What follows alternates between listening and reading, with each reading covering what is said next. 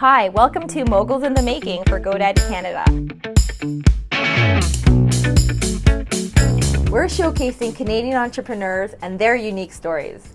My name is Young Lee, Marketing Director for GoDaddy Canada. I am so pleased to welcome Ricky Forbes, who is with us today at his beautiful office. Hi, Ricky. Hey, how are you doing? I'm great. Thank you for being on our chat. You are a fascinating person. You are known as the star of Tornado Hunters, which is a show. That's right. Where you actually go chase tornadoes. We do. And you are also the co-founder of a digital marketing agency called Blue Moose Media. Tell us about that. So Blue Moose Media is a digital marketing agency where we specialize in training, consulting, and speaking. And it's a company that myself and my good friend Travis Lowe started nearly 3 years ago. And it's been a long entrepreneurial road, but we've now expanded to a 6-person team, an amazing 6-person team, and we're doing really well. We're here at home in Saskatoon, Saskatchewan, servicing the province of Saskatchewan, and we recently moved into a beautiful new office in downtown Saskatoon, and things couldn't be better. I'm curious to know, how did you get into Blue Moose Media from such a extreme passion project that you had with this show? How was that transition? How did that happen? And so that started off in 2012, 7 years ago. Myself and some buddies were out chasing storms, and much like any other hobby, it's tough to make money at it. And eventually, we started looking towards social media. And social media was still very new in 2012, but through lots of legwork, lots of trial and error, lots of research, our team was able to build a big enough audience that we're able to monetize ourselves, get bigger sponsorships, bigger speaking gigs, and eventually, a TV show.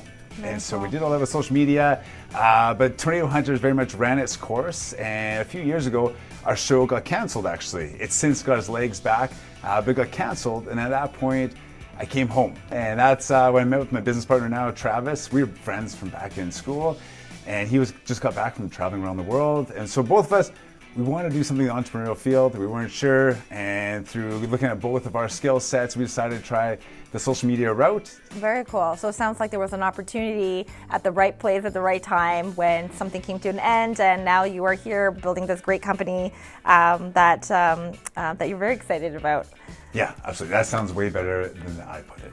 What is the best piece of advice you've ever received? It was actually from a professor, was telling me that the key to entrepreneurship is the willingness to bootstrap it. And then I went to Wikipedia and I looked up what bootstrapping means.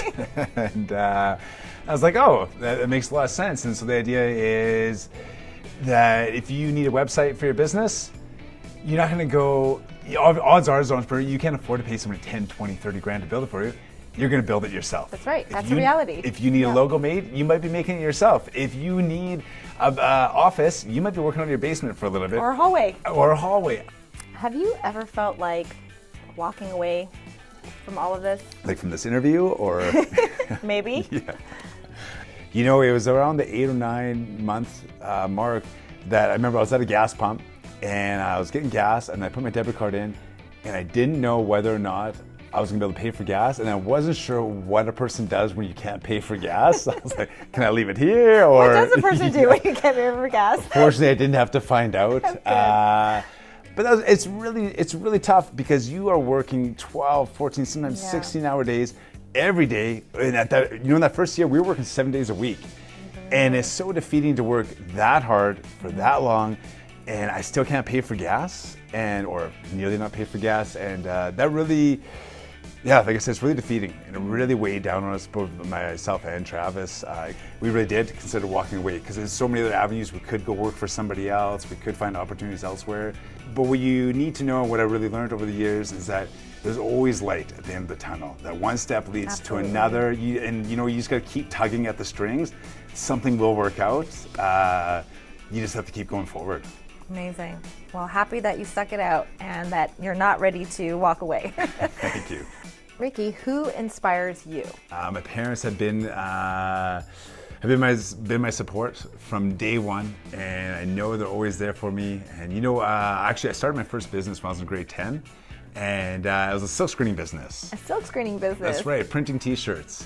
My friends and I wanted to make some t-shirts. My parents helped me out, and I bought my first silkscreen machine, and then it turns out the silkscreen machine cost a lot of money, so I had to start doing work for others to help pay for it. But my mom was an RCMP officer, so a cop, and my dad was a miner. Long story short, they instilled that entrepreneurial spirit in me. They work really hard, and they're always there as a sounding board. If I'm ever struggling with this or anything else in life, they're always there to offer their advice, and they're definitely the people who inspire me.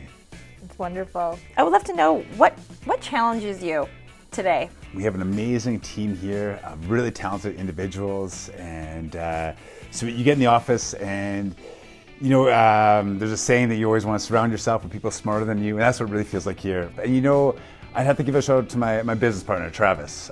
He's a very ambitious, driven individual, and we both want the best for this company, and so every day is another day to do the best at what we're doing. So I would say that's what keeps me challenged. That's great. Ricky, I would love to know what area in your initial plans when you first started this that surprised you, where you were kind of forced to pivot and change. Anything? A massive pivot happened in our company about 6 months in. And so we came out of the gates doing social media management. And that's where you come in and take over somebody's social media accounts. And we were having a hard time getting clients that way. And finally, a potential client said, "Hey, can you just train our staff how to do it? We have some extra time. We would love to bring in-house. We can't afford you guys."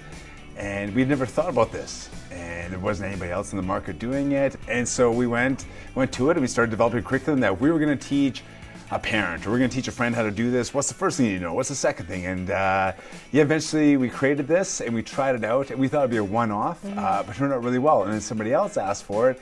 And next, 3 years later, our company focuses on that. Amazing. And so, the biggest thing there is we were just willing to give it a shot. What's next for Ricky Forbes? Well, right after this is supper time. Yeah. And then I'm hungry. Yeah. I love Blue Moose, and I love adventures. I love storm chasing. And so if I can find a happy medium between all of that, by my terms, I'll be living a pretty great life. Ricky, thank you so much for joining us in Moguls in the Making. I really loved learning about your journey and all your stories of how you've come to be and here at Blue Moose Media. So thank you so much for that. Yeah, thanks a lot for having me, man.